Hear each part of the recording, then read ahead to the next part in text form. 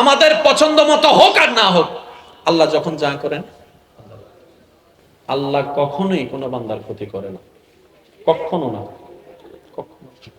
ক্ষতি করলে নামাজ না পড়লেই ক্ষতি করে ফেলতো।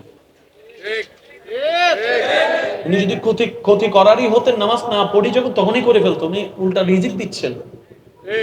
আল্লাহ কখনো কোনো বান্দার ক্ষতি করে না। বান্দার জন্য আল্লাহ সর্বদাই রহমান। সুবহানাল্লাহ। আল্লাহ যখন যা করেন ভালোর জন্যই করেন, এই কথাটা মাথায় বসান। শেষ একটা কথা বলে বিদায় নিচ্ছি।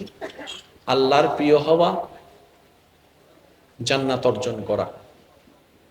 জান্নাতে দুই ধরনের মানুষ থাকবে।